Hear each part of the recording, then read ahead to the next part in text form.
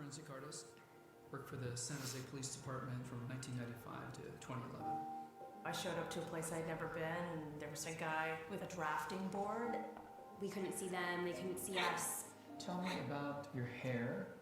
I didn't know what he was doing, but then I could tell after several questions that he was drawing me. Tell me about your chin. It kind of protrudes a little bit, especially when I smile. Your jaw. My mom told me I had a big jaw. What would be your most prominent feature?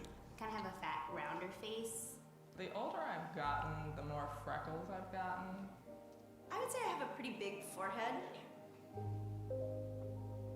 All I had been told before the sketch was to get friendly with this other woman, Chloe.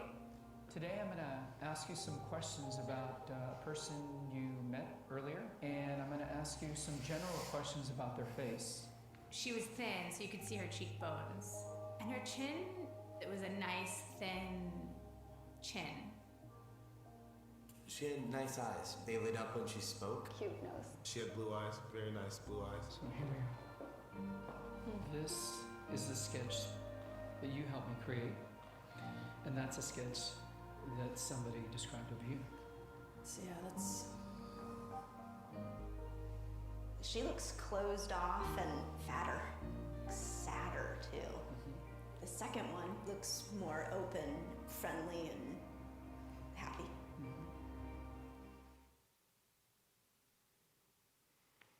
All right, so just a quick video. I don't know if any of you have seen that before, but I hope it illustrates the point that we're going to make. And I love doing this. I love giving you the big idea of what we're talking about here this morning, because in my mind, I've kind of picked this idea up from attending conferences, whether it's for ministry, whether it's for coaching or just professional development. And every time you go to a conference, right, they give you a tagline of like, this is the keynote speaker, and this is what they're going to talk about, right? And so you kind of prepare your mind for, this is what I'm about to learn, and yes, I want to learn about that. This is how it's going to relate to me. So I want you to start to create this picture in your own mind of where we're really going here this morning. And here's the big idea. And this is the title of the message, too. I want to make sure I don't forget to say that. It's What We See is the title of our message here today. It's What We See. So this is the big idea. I want to see what he sees, and I'm talking about God. I want to see what he sees. Now, if you want to see God do the impossible in changing someone's life, live believing it's possible. And so here's the crazy part about just our perception, or what I call perceived identity or projected identity, all that kind of stuff, is it's so powerful for our daily life. So the lady in the video, or one of the two ladies in the video, she talks about this person looks closed off, sadder, and she even says fatter. You know, I heard a couple of chuckles. It's not nice to laugh at that. No, I'm just kidding. But she's talking about, she's even describing herself pretty negatively after the fact too, right? Like we can get stuck in this mode of projecting an identity onto ourselves, onto other people, and that is really what's going to happen from that point on, I think. I mean, I think we've all experienced that before. If we expect this out of somebody, we're going to be waiting for it to happen, and then it's just going to be the same old in our mind. And so what I want to challenge you here with this morning is, if you want to see God do something in your life, you want to see God do something amazing in the lives of other people, you have to live believing that that's possible and almost live like it's already happened.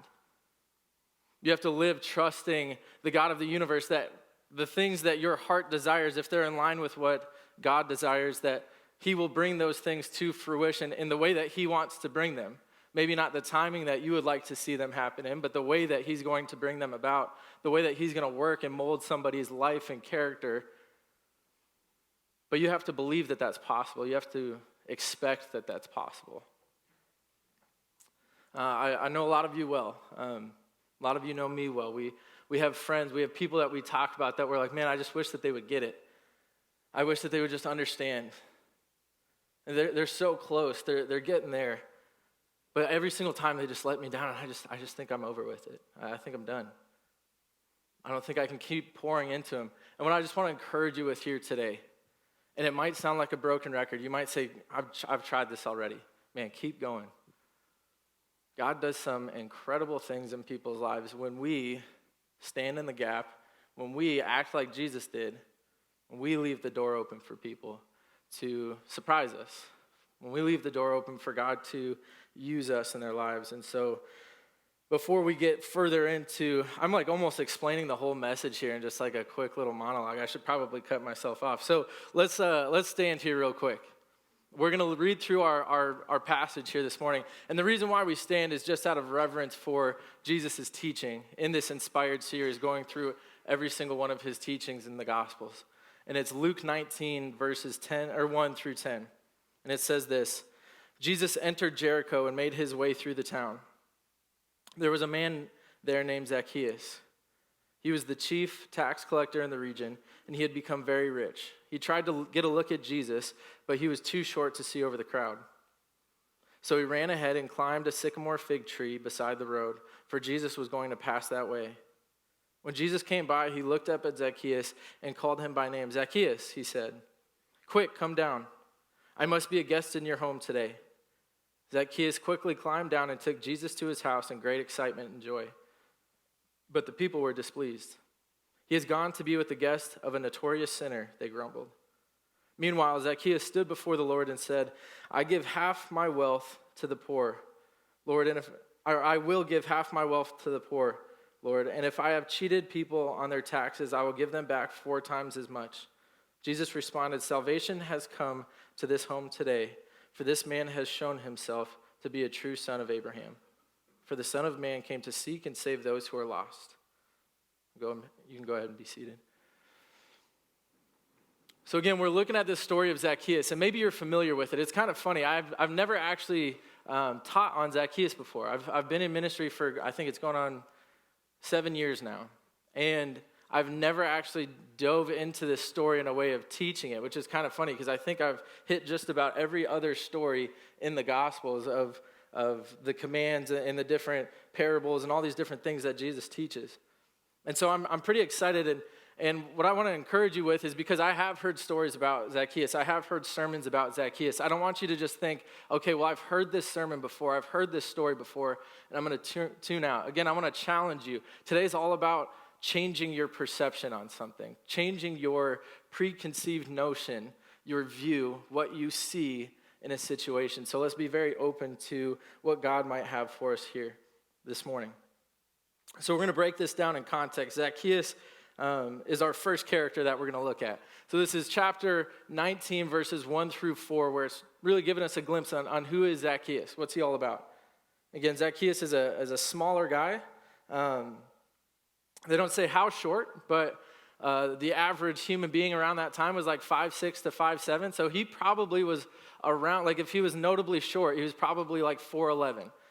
So it'd be like Grayson Pavia, if you don't know him. He's a tiny, he's Keith's son. He's about 4'11", I think, right? Yeah.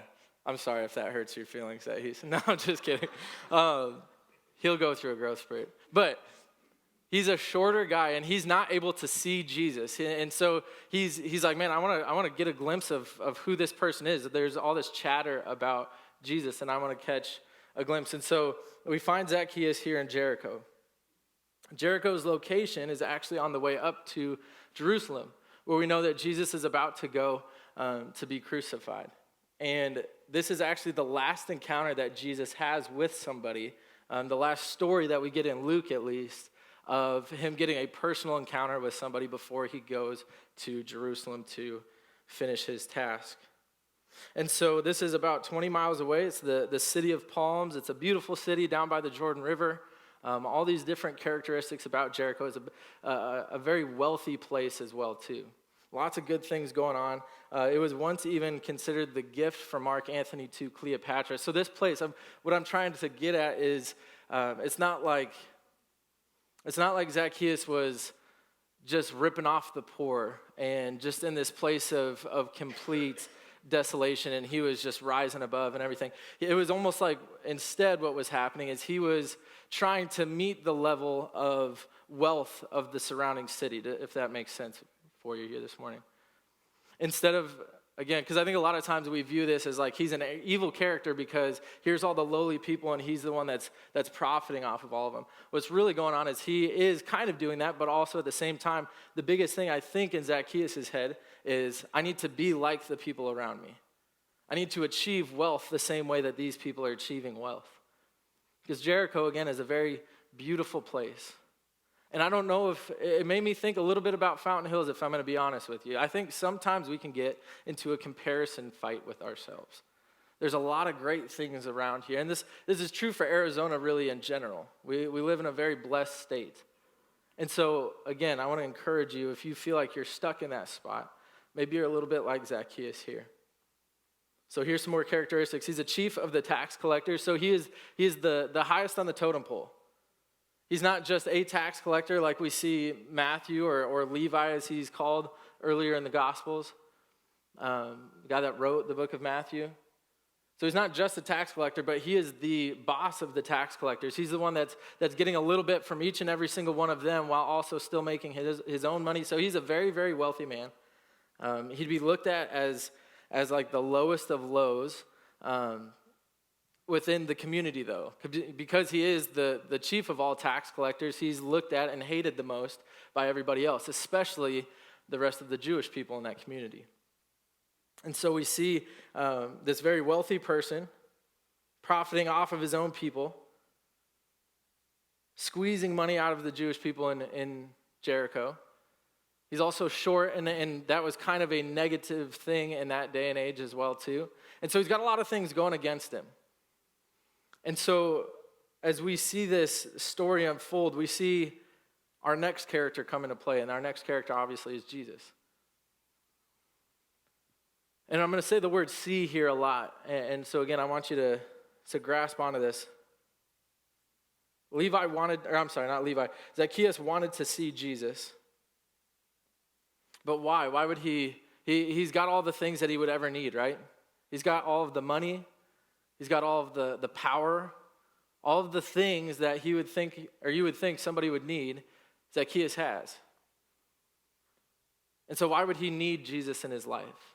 I think we all know the answer. I think it's more than just things and material and all that stuff in our lives, right? It's more about relationships, and we'll touch on that here in just a little bit. But maybe Levi, again, one of his tax collectors, might have said, hey, Zacchaeus, you need to check this guy out. Maybe he said, Zacchaeus, Jesus is coming by. He's done some incredible things. He's changed my life. I want you to check him out too. So maybe Zacchaeus got curious because people are praying for him. People are planting seeds.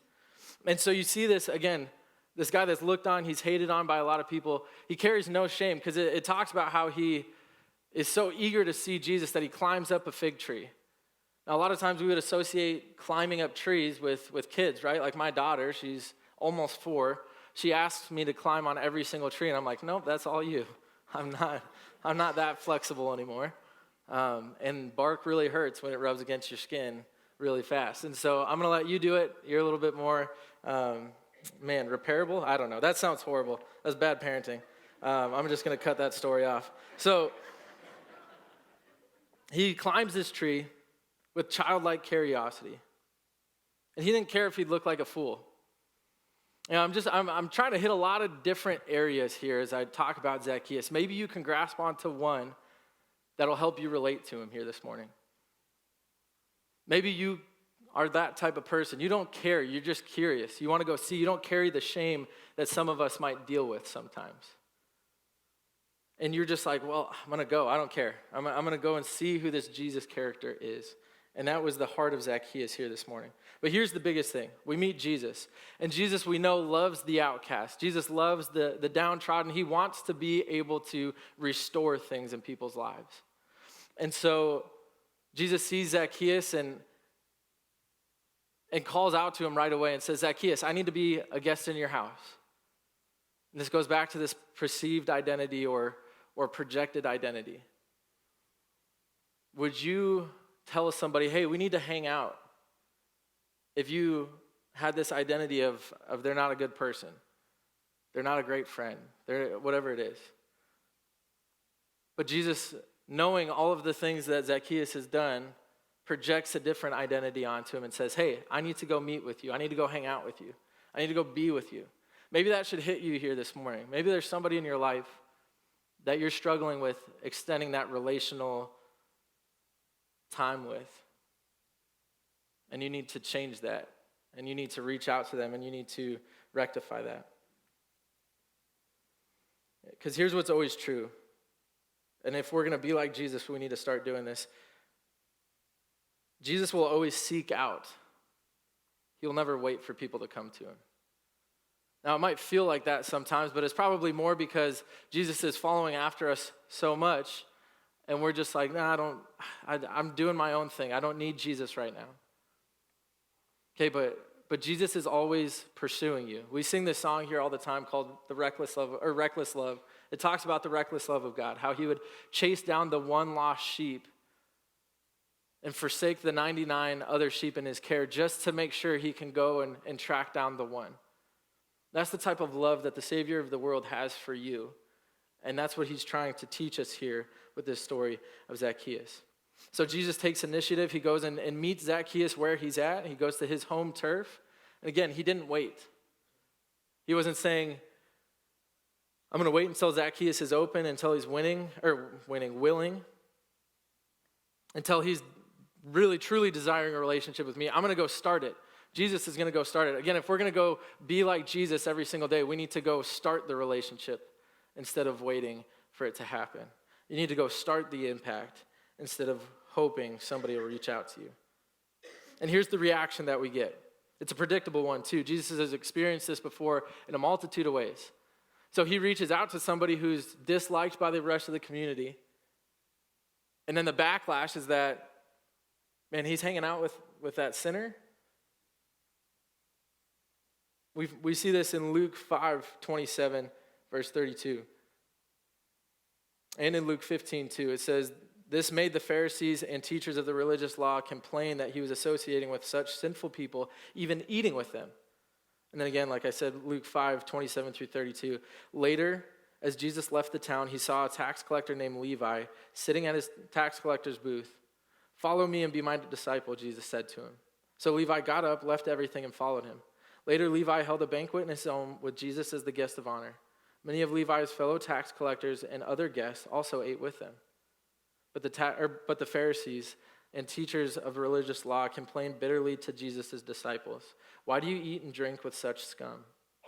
Jesus answered them, healthy people don't need a doctor, sick people do.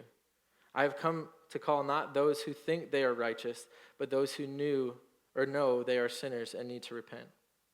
So Jesus is a friend of sinners. And again, if we're going to be like Jesus, we need to be reaching out to people that we don't agree with, that we don't see why they make these decisions. We don't always understand the reason why, but we need to reach out with them. Reach out to them. We need to be with them.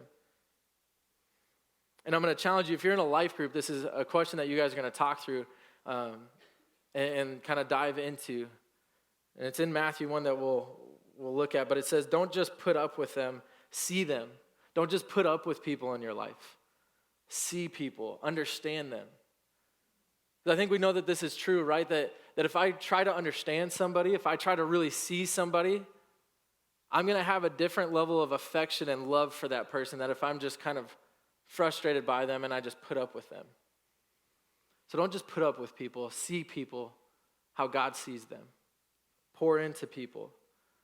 Don't say I'm done. Don't say I've had enough. I just can't anymore.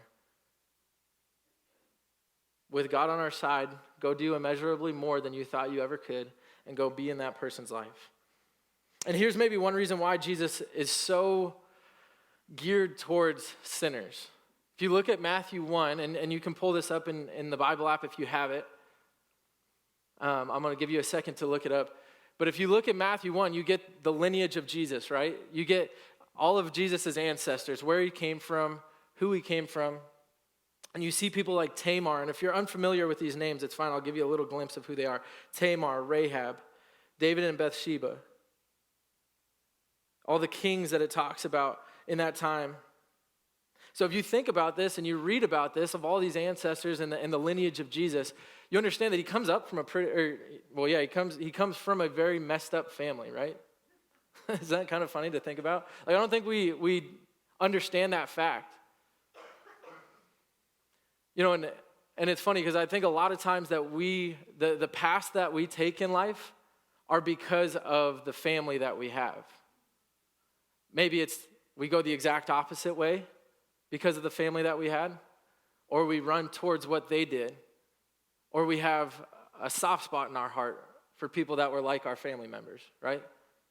So Jesus' understanding of all the things that his family is about, that his lineage is about, he's fully God, fully man, so he feels all of these emotions for his family, that he's going to probably take a little bit of an extra interest in the lives of sinners. And again, the reason why I say this is Jesus is so relatable to you. He might just seem like, again, we call it the God of the universe, the King of kings, the Lord of lords, especially around Christmas times, holidays, and things like that, where sometimes we don't feel like he's relatable. Man, Jesus is so relatable to you. I think we all have like a crazy aunt, right? We all have a grandparent that we're not fond of, or that we don't like what they did, or whatever the story is. Maybe we loved what they did. But again, we all have a history, a past that's kind of directed our steps. And so we can, again, relate with Jesus here in that scenario.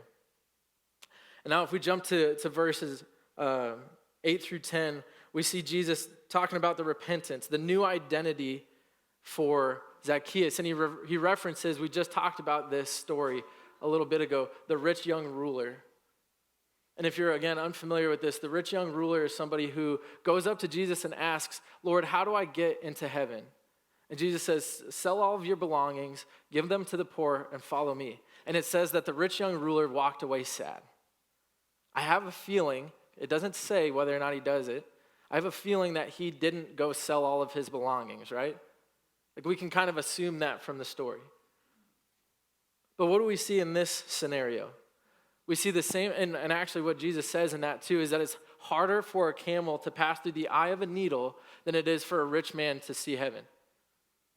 And now we see this exact story play out again, where Zacchaeus is seeking Jesus out, and he says, Lord, I'll do whatever I need to. I will give everything away.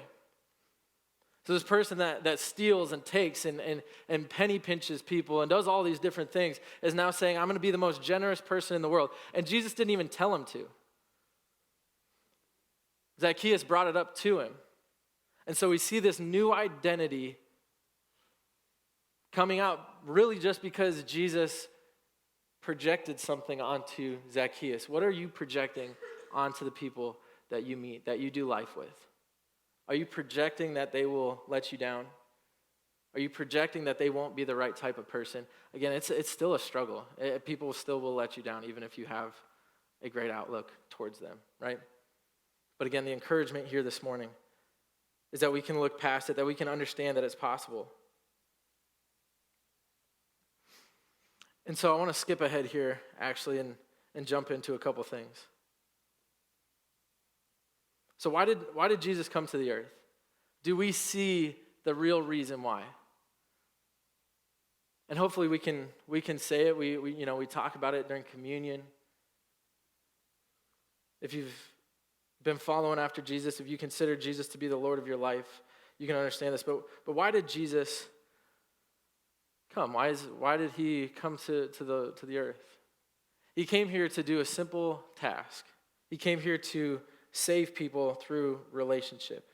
See, he knew his purpose and his identity. He knew what he was supposed to do. His purpose was not to reform Jewish religion, although people wanted him to do that. His purpose was not to prove Pharisees wrong, although Jesus enjoyed doing that, and also people wanted him to do that.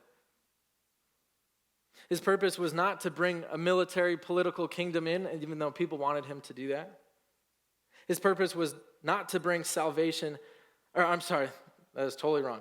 His purpose is to bring salvation to all people, right? So do we really see that? Because again, if we're going to be like Jesus, what's our purpose? What's your purpose? I'm going to give you a quick story about myself in a transformed heart, and then a couple other stories of other people. I didn't always get that. I didn't always see that. I've grown up in church my whole entire life. Heard plenty of sermons, I heard plenty of talks about all this stuff, but I never fully saw it. I couldn't understand that my purpose was the purpose of Jesus. My purpose is to go tell people about him so that they can experience salvation, so that they can experience a whole life. And so what I was worried about is, what am I going to do? What job am I going to have? What type of fame am I going to amass? What am I going to collect in my life? What are people going to recognize me as? Honestly, that was probably the thing. I still struggle with it. That's the thing that I am the most worried about, is what will other people recognize me as? Will I be considered great amongst people? I've lived my life as that being the core principle, the core purpose. And I don't know if I can say that out loud now. I don't know if I ever said that out loud, because that's not something that we would truly say, right? Usually. I can say it out loud now because I understand that my purpose is not for myself, but my purpose, like Zacchaeus understood, is to follow after Jesus and to be like Jesus. So what are you struggling with here this morning, identity-wise? What's the identity that God's trying to give you?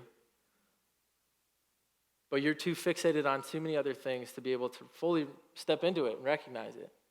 And it's a journey. We just got to check ourselves sometimes and understand. But here's a couple other people. I don't know if you're familiar with these people, but C.S. Lewis is one of them. He's a very, very famous author now. He wasn't famous when he was alive, which is how it seems to go with authors, right? But C.S. Lewis was not a Christ follower by any means. He was actually considered an atheist and very harsh towards people of religion. And then something happened to his heart, and it totally changed his life to where he became one of the most, again, after his death, the most popular authors, and all he ever wrote about in different ways was faith. He wrote books like The Lord of the Rings and created all these stories that helped paint a picture for people of what it looks like. Oh, wait, did I say Lord of the Rings? No. That's another cool guy that's actually in my list of 4, so I ruined that. No, it's Lion, Witch, and the Wardrobe, right? Yes. Thank you for, a couple of you are like, wait a second. I saw the looks. All right. Give me a break. I haven't slept in like 2 weeks, all right? No, I'm just kidding. I knew I was going to have to use that excuse at some point. Gosh. So C.S. Lewis, I think we're familiar with the story, right? Here's another one that you might not be as familiar with. Hopefully you are a little bit, that you're up with current events. But Kanye West is kind of a funny one, to me at least, because it's somebody that I never would have expected to ever say anything positive about the mission of Jesus or the mission of the church, the local church. But man, he's like a worship leader now. And if you look at it, the amount of, and this is going to relate back to Zacchaeus here, the amount of people that were like, Kanye is not worthy of redemption. Isn't that crazy? The amount of religious people that said, I don't trust this. This isn't the real deal. There's no way that he could understand who Jesus is. Are we really going to let him be a worship leader now after all of the things that he's done? And it's just like, yes. Isn't that the whole story? Isn't that the truest form of God's grace, of God's projected identity onto somebody coming to fruition? So here's some of the points. And again, I want to reiterate the main point that I talked about at the beginning. Like I said, I think it's kind of good for us to understand it as we dive deep into it. Okay, if you want to see God do the impossible in changing someone's life, live believing it's possible. So if you want to see God do the impossible in changing someone's life, live believing that it's possible. About your own life too sometimes. If you're like, there's no way that God can change my life, I'm just sitting here because somebody's making me. God can do the impossible in your life. He will and can change your heart. He's knocking. You just have to accept and make that decision to follow him daily. And there's a couple other stories, like I said, of people, but I want you to really think about your story. Because I think when we remember where we were, it helps us give other people a little bit more grace. And so remember your story as you think about how fast can a transformed heart really happen? How fast is it actually possible for people to come into contact with Jesus and then live a completely different way? And here's a quote from a pastor, I think in Alabama. It's irrelevant, doesn't matter. It said, why or how did Zacchaeus change? Biblical principle, personal devotion, religious duty and deeds? No, just a few moments with God in the flesh. So again, I want to encourage you. Are you frustrated maybe with yourself because you're not getting it? Are you frustrated with somebody else because they're not getting it?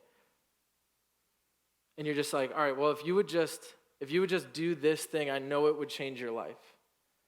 If you would just do this, and I'm talking about an act, if you would just do this thing, if you would just take communion, if you would just do whatever the thing is, if you would just do this act, I know that it will help. And maybe what you need to hear this morning is instead of that, maybe you need to go be Jesus in that person's life relationally and personally. That's the Bible app. I don't know if anybody noticed it. You're allowed to have that on. That's fine. Nobody should shake their head at the phone going off if it's the Bible app. All right, so why did Jesus come? Or why did Jesus come here on earth? All right, he was here to seek and save the lost. If you feel lost today, great. That's where you can meet Jesus, right? If you feel lost this morning, if you're struggling with something this morning, great. That's where God will meet you.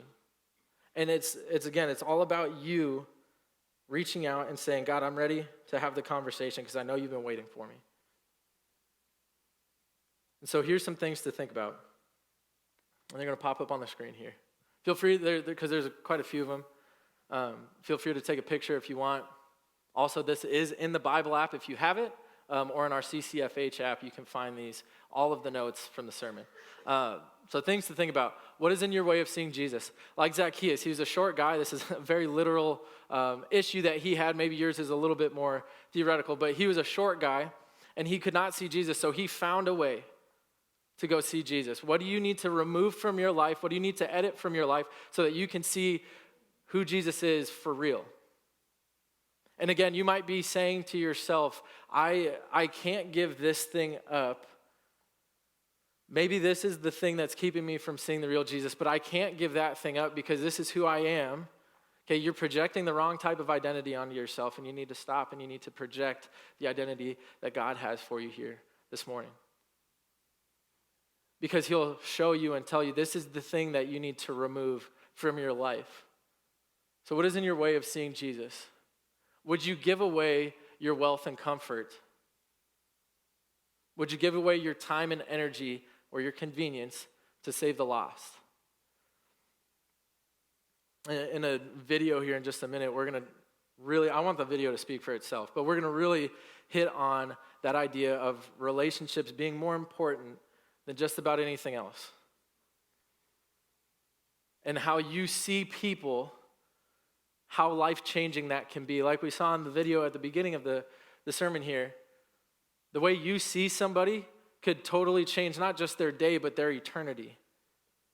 If you see them as better than they see themselves right now, if you project something better onto them, you might just change their life with the help of Jesus in you. Last question, are you willing to see what he sees, or are you stuck? And this is for people that don't know who Jesus is. This is for people who have been coming to church their whole entire lives. This is everybody in this room. Are you willing to see what he sees, or are you stuck? Are you willing to be okay with the person, or this doesn't really happen here at Christ Church, I don't think, but I know it's happened in other churches I've been a part of, where people are like, did you see what the youth are doing?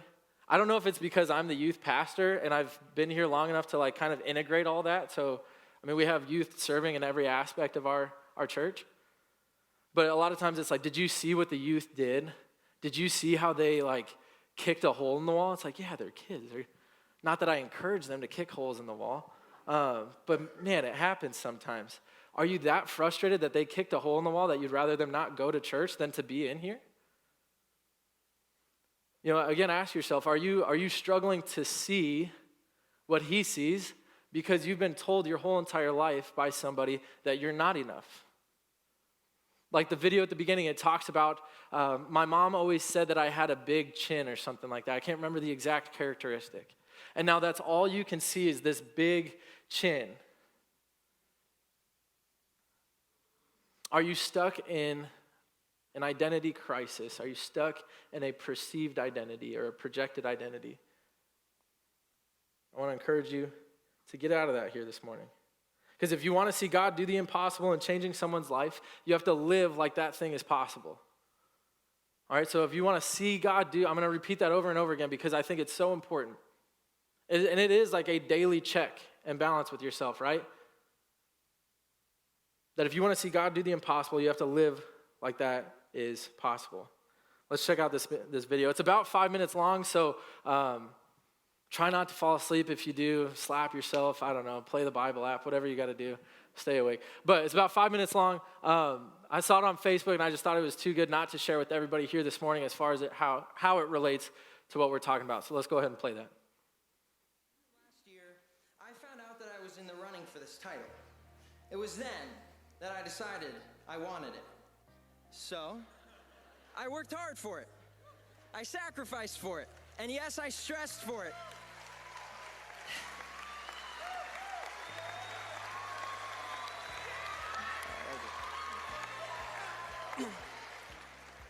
And I got it. And at our senior awards ceremony, it felt so good when I heard my name announced with this title. It was so good. For about 15 seconds. Yeah, 15 seconds of my heart racing and my adrenaline pumping. 15 seconds of, yeah, I won. 15 seconds of being at the top of the pile of all my accomplishments, and it felt euphoric. But there must come a 16th second. And on that 16th second, I sat down in my seat, I looked at my silver stole that says valedictorian, and I thought, that's it? What just happened? Why am I not feeling anything else? To be honest, I don't even know what I was expecting. A parade of balloons to drop? Or maybe I was hoping that all of my problems would fade away in comparison to this amazing achievement. But none of that happened, not even in my heart. I felt nothing. I was shocked. This was a huge problem for me, and I needed to figure out why. So here was my thought process. Working hard is good. It is, in fact, biblical. But it should not be done for the sole purpose of a goal's sake at the expense of relationship with others. And looking back on this year, I realized that the stress of this year for this goal in a 5-minute speech was paid for with the lack of attending to relationships in my life. A lesson learned and self-reflection accomplished. Now, I would like you, my fellow classmates, to do some self-reflecting.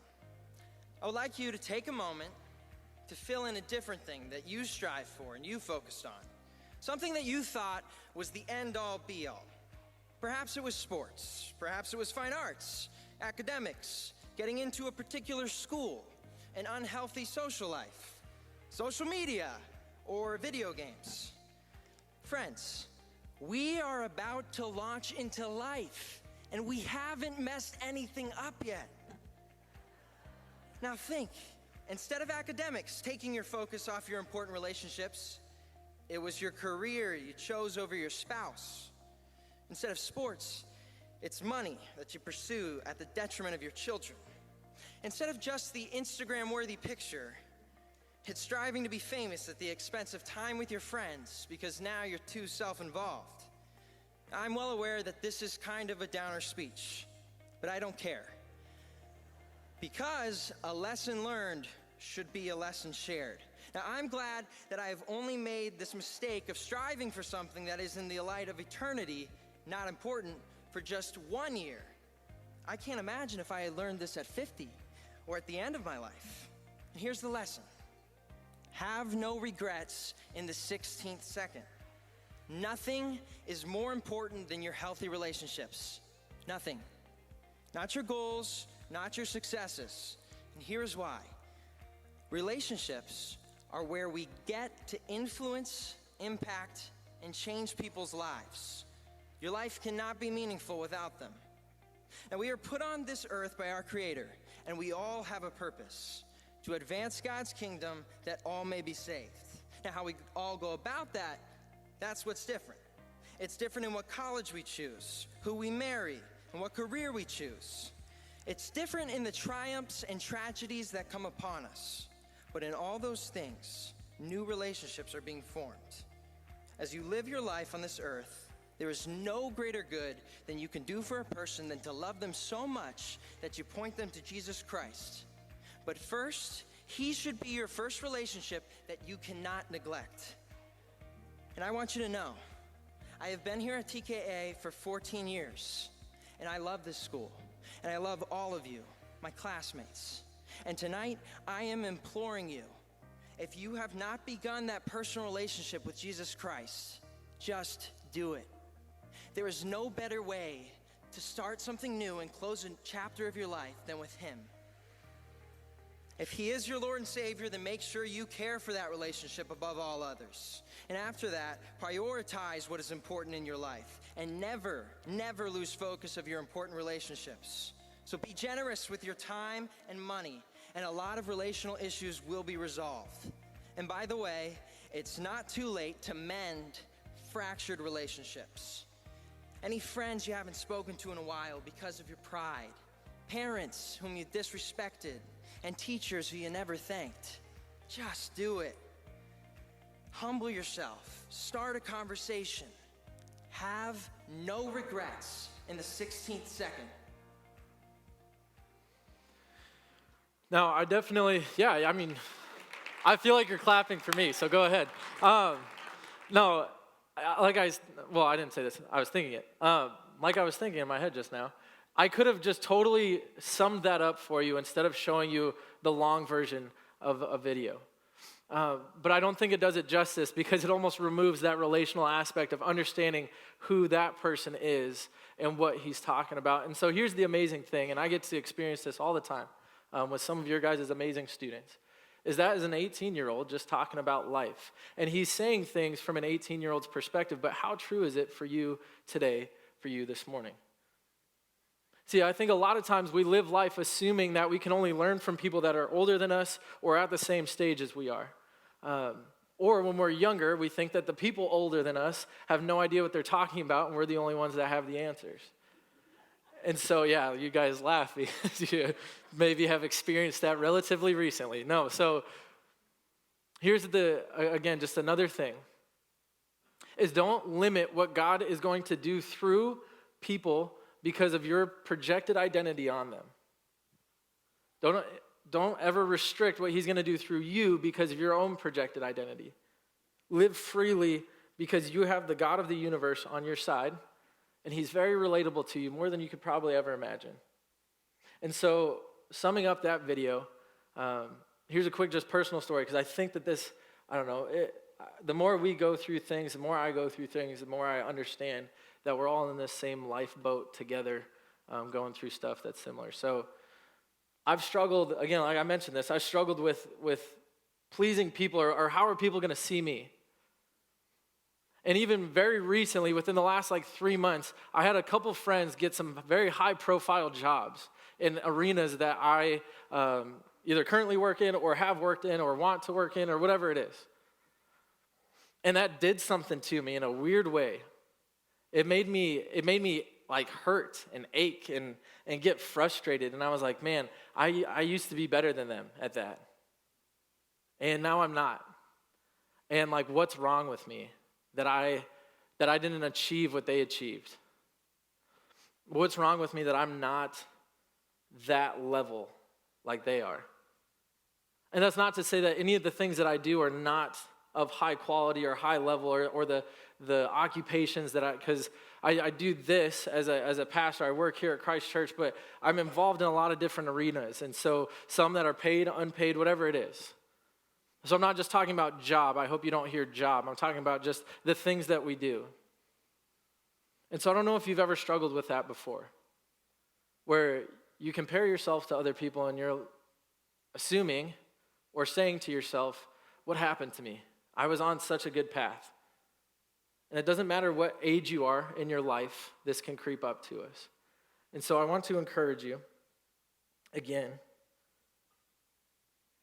to not limit the fact that God's given you a relationship sphere to influence. And that, so to sum up what happened to me, I was feeling that way, and then I just sat back and realized how many people I get to do life with that are just incredible, and how the title of it doesn't really matter. How high profile or how somebody else sees somebody, that's not really the ultimate thing. Sure, that can be a goal of mine, or of yours, or of ours, but the biggest thing is as long as the relationships that we have in our lives are cared for throughout that journey, then it's fine. So I want to encourage you, no matter what stage you're in, no matter where you're at in life, take advantage of the relationships that you have and the opportunity that you have to speak identity into somebody's life. And here's where we close out. I want to tell you what church is and what church isn't. So church isn't for people without issues. I know that's a double negative, but stick with me here. What church isn't? It's for people without issues. How often we act surprised that messed up people come to church. Okay, hopefully that we don't do that. I really don't think we do that as much here at Christ Church. But I'm biased. I love you guys. You guys are all awesome. How often we pretend that we aren't messed up. How we don't talk about the tough things that we have going on in our life. And then that the door is always open. Okay, the door is always open. Revelation 3:20 says, "Look, I stand at the door and knock. If you hear my voice and open the door, I will come in and we will share a meal together as friends."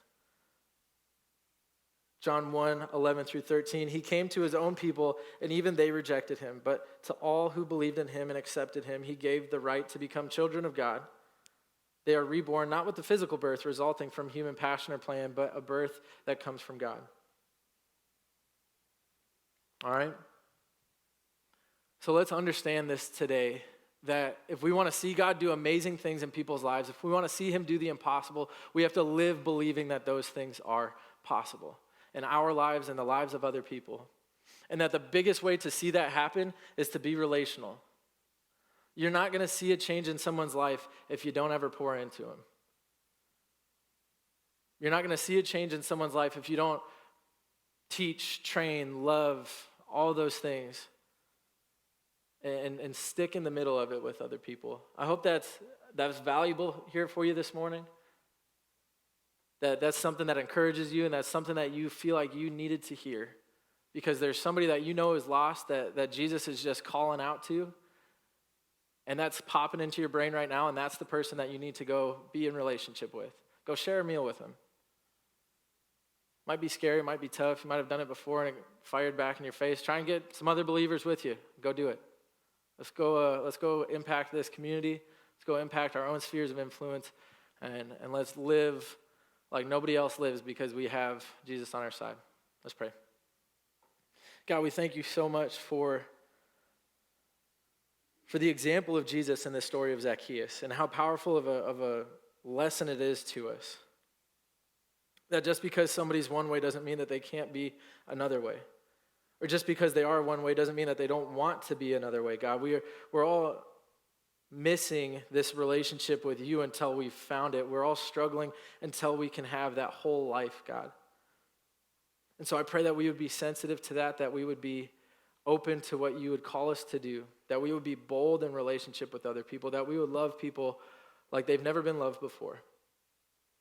And that this group of people here sitting inside this church building would go and change the trajectory of the community in Fountain Hills in a great way faith-wise, that they would impact people left and right that have, quote unquote, no need for religion, no need for God.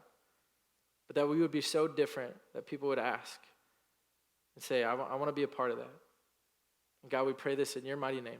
And everyone said, amen. Love you guys. If you need anything, come let us know.